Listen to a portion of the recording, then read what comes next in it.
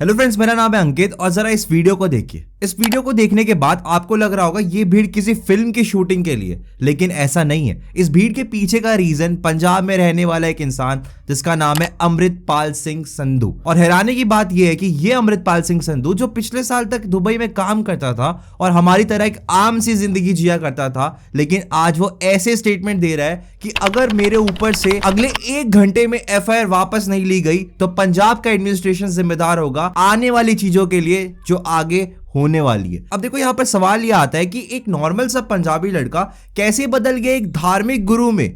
इस चीज की शुरुआत होती है पिछले साल सितंबर से, जब ये दुबई से इंडिया लौटा और मानो इंडिया लौटते ही इसकी जिंदगी काया पलट हो गई, क्योंकि एक आम सा दिखने वाला पंजाबी लड़का बदल गया एक धार्मिक गुरु में, जिसका सिर्फ एक ही एजेंडा बन गया कि पंजाब में रिलीजियस एंड सोशल ट्रांसफॉर्मेशन करना। लेकिन इसके बाद क्या हुआ? अमृतपाल सिंह ने अपने सपोर्टर्स के साथ मिलकर पिछले साल नवंबर में 2 गुरुद्वारों पर अटैक किया, क्योंकि उसका मानना यह था कि इन गुरुद्वारों की मैनेजमेंट सिखों की मर्यादा को पालन नहीं कर रही। और इसी दौरान अमृतपाल सिंह ने सेंट्रल गवर्नमेंट के अगेंस्ट भी कुछ एग्रेसिव स्पीचेस दी, जिसमें उसने कहा था कि सिखों के खिलाफ डिस्क्रिमिनेशन किया जा रहा है और इसीलिए अब वक्त आ गया है कि सिखों को अपने राइट्स के लिए प्रोटेस्ट करना होगा। और यही कारण है कि आज वो पंजाब में कुछ लोगों का मसीहा और लीडर बन चुका है। लेकिन अब बात कुछ ज्यादा आगे बढ़ चुकी है, क्योंकि अमृतपाल सिंह ना सिर्फ पंजाब के लिए बल्कि पूरे इंडिया के लिए खतरा बन चुका है, क्योंकि उसने इन सब के बीच खालिस्तान की डिमांड रखी है। और ये मानो एक रिपीट टेलीकास्ट है हमारी हिस्ट्री का, जब एक ऐसा ही यंग लीडर एक धार्मिक रूप धारण करता है और जिसका एक बहुत बड़ा फॉलोअर बेस बन जाता है और वो एक इंडिपेंडेंट सिखों के देश के लिए डिमांड कर रहा होता है।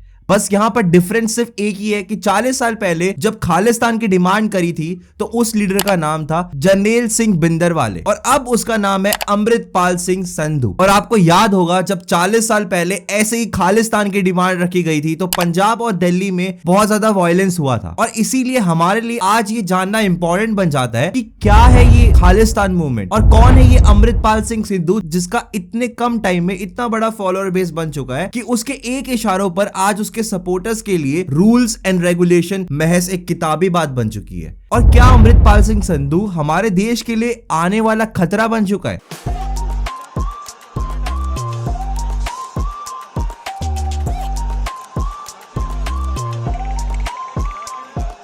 अब देखो, खालिस्तान मूवमेंट एक सेपरेटिस्ट मूवमेंट है जिसमें सिखों का मानना है कि उनको एक सेपरेट देश मिलना चाहिए जिसका नाम होगा खालिस्तान, यानी कि खालसा की जमीन, जिसमें सिखों की मांग है कि उनको पंजाब, हरियाणा, हिमाचल प्रदेश के साथ साथ राजस्थान और उत्तर प्रदेश के कुछ डिस्ट्रिक्ट चाहिए अपना सेपरेट देश बनाने के लिए। अब देखो, खालिस्तान की मांग सबसे पहले 1920 में रखी गई थी और खालिस्तान जो वर्ड है वो सबसे पहले 1940 में यूज किया गया था, जब मुस्लिम लीग ने लाहौर रेजोल्यूशन को पास किया था, जहां उन्होंने मुस्लिम के लिए एक सेपरेट देश के लिए बात करी। लेकिन जहां एक तरफ मुस्लिम्स के लिए सेपरेट देश के लिए बात चल रही थी, वहीं दूसरी ओर सिख लीडर डॉक्टर वीर सिंह भट्टी ने एक सिख देश की बात करी जो एक बफर देश होगा इंडिया और पाकिस्तान के बीच। और इसी सोच और डिमांड को लेकर उन्होंने सिखों के लिए सेपरेट देश हो, इसीलिए उन्होंने पैम्पलेट्स भी बंटवाए। और वो वक्त था जब खालिस्तान शब्द पहली बार यूज किया गया। लेकिन इसके बाद कांग्रेस लीडर्स ने इस डिमांड को रिजेक्ट कर दिया, ये बोलकर कि धर्म के बेसिस पर हमारा देश नहीं बटेगा। लेकिन ये पहली बार नहीं था कि जब किसी ने खालसा शब्द का यूज करा। खालसा शब्द को सबसे पहले सिखों के 10वें गुरु गोबिंद सिंह ने 1699 में यूज करा था, जब गुरु गोबिंद सिंह ने सिखों के बीच में एक नए ऑर्डर को स्टार्ट किया था जिसको बुलाया गया था खालसा, जिसका मतलब होता है प्योर। खालसा वो ग्रुप था जिसमें सिर्फ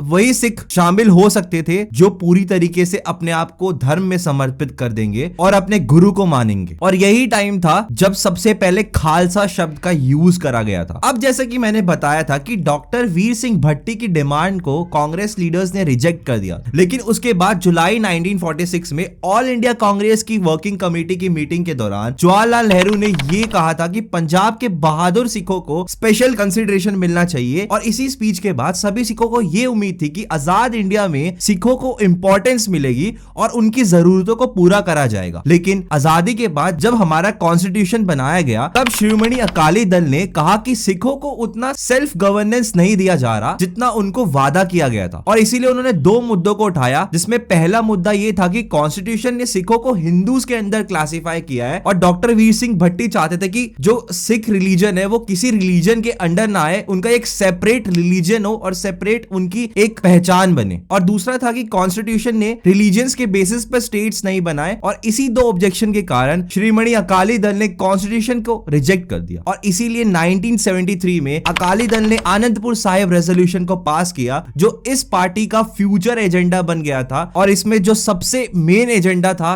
कि पंजाब को हक मिलना चाहिए अपना खुद का कॉन्स्टिट्यूशन डेवलप करने का। लेकिन कुछ टाइम बाद अकाली दल ने जिस आनंदपुर साहिब रेजोल्यूशन को पास किया था उसको लोग भूल गए थे। लेकिन तभी कुछ सालों बाद एक यंग लीडर आया जिसका नाम था जरनैल सिंह भिंदरवाले। उसने फिर से उसी एजेंडा को उठाया जिससे अकाली दल ने पास किया था, और वो एक सेपरेट देश यानी कि खालिस्तान की मांग करने लग गया। और इस मांग के दौरान पंजाब से दिल्ली तक सिर्फ वायलेंस फैला। लेकिन अब इतने सालों बाद वही डिमांड को लेकर एक और यंग लीडर सामने आ रहा है जिसका नाम है अमृतपाल सिंह संधू। अमृतपाल सिंह संधू अमृतसर डिस्ट्रिक्ट के जालूपुर खैरा गांव का रहने वाला है, जिसकी स्कूल एजुकेशन सिर्फ 10th क्लास तक हुई है। और इसके बाद वो चला गया दुबई में, और दुबई के दौरान जब फार्मर लॉ के अगेंस्ट सब प्रोटेस्ट कर रहे थे वो भी अपना सपोर्ट फार्मर्स को सोशल मीडिया के थ्रू दिखा रहा था। अब यहाँ पर आपको एक नाम जरूर याद होगा, दीप सिंधु, जो फार्म्स लॉ के अगेंस्ट प्रोटेस्ट करता था और ट्रैक्टर्स पर अपना मोर्चा निकालता था। इसी दीप सिंधु को अपने सोशल मीडिया के थ्रू सपोर्ट करता था अमृतपाल सिंह संधू। लेकिन जब दीप सिंधु की मृत्यु हुई तो एकदम से अमृतपाल को वारिस पंजाब डे का हेड बना दिया गया। अब वारिस पंजाब डे एक सोशल ऑर्गेनाइजेशन है जिसको दीप सिंधु ने बनाया था, और इस ग्रुप का मकसद था कि पंजाबी मुद्दों के ऊपर बात करना। और जब से अमृतपाल सिंह संधू वारिस पंजाब डे का हेड बना है तब से ही वो वायलेंस फैला रहा है। वो जरनैल सिंह भिंदरवाले के दिखाए गए रास्ते पर चल रहा है और वो उसको अपना आइडल मानता है। और इसी वजह से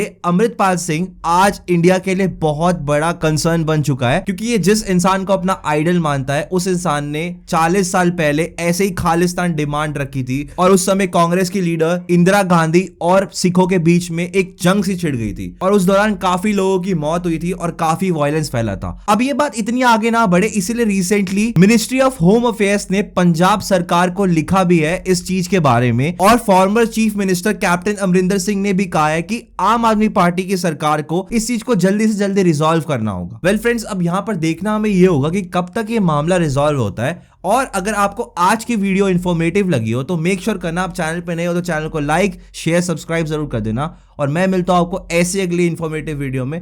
तब तक के लिए अपना ध्यान रखिए।